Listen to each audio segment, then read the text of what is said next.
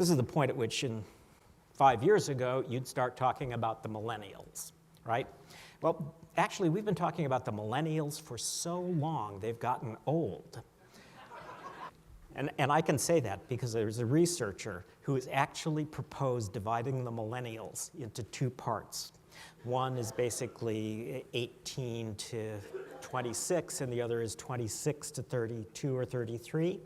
And the ones over 26, he wants to call senior millennials.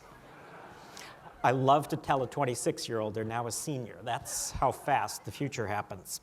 But anyway, it's their younger siblings that are perhaps going to be the biggest challenge to the workplace, because what we're really seeing now in Generation Z, haven't come up with a better name for them. We generally don't name generations until they get credit cards. So Generation Z, these are kids who grow up in the virtual world almost from when they can open their eyes. I mean, they've got iPads. Pretty soon they've got cell phones as pacifiers. There's kid-friendly social networks, kid-friendly virtual worlds. We're struggling with how much they should be in the virtual world, but the fact is, in most families, they are in the virtual world quite a bit.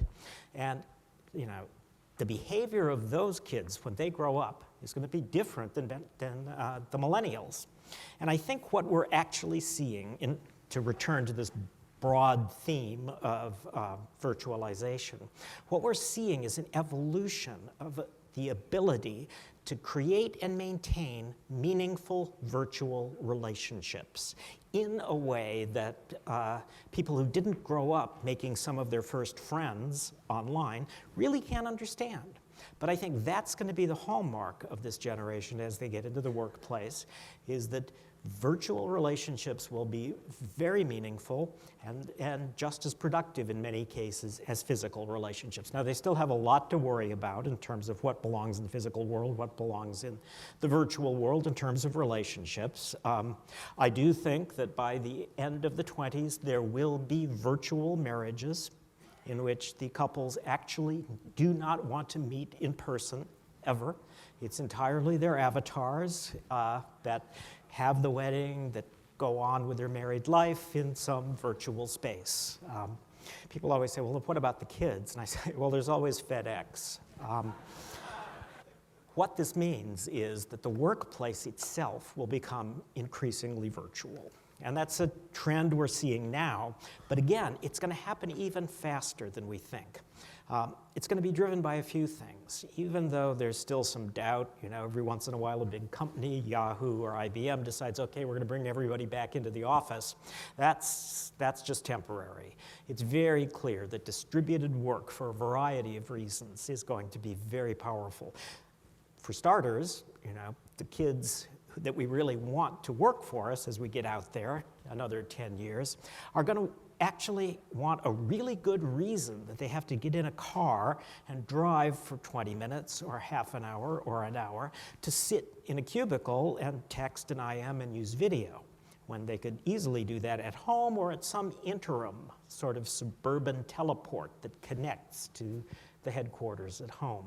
So ultimately, we're going to see, I think, the step past telepresence. Telepresence, of course, is the video conferencing on steroids that we're starting to see, high-definition screens, localized audio, and these are expensive, sort of. You can get an entire telepresence conference room, and it's surprisingly good, the sort of effect that you get. But I'm already seeing people experimenting, because remember, bandwidth is going to be really cheap, really powerful, and screens are going to be cheap. I'm seeing people experimenting with what's called ambient telepresence, where you literally devote a wall in the office to one giant screen. And on that screen is another office, maybe 5,000 miles away. I've seen an experiment like this actually in Silicon Valley, where they hooked up with an office in Portland. And it was the coffee lounges that were connected. You'd walk into the coffee lounge in Palo Alto, and ordinary coffee lounge, table, chairs, etc. And then one giant video screen and an identical coffee lounge, the coffee lounge in Oregon. And the walls were painted the same color, so it actually seemed to sort of flow together. You'd walk out, you'd talk to your colleague, have an ordinary sort of, water cooler conversation, and then go back to your office. That's going to be actually replicated more and more. Some days, I think that out, say, the 50s or so, there will be trivia contests about the distant past. And one of the questions will be, what was a rush hour? And the kids will say, don't know, haven't heard of that. We explain it to them, and they'll go, wait a minute.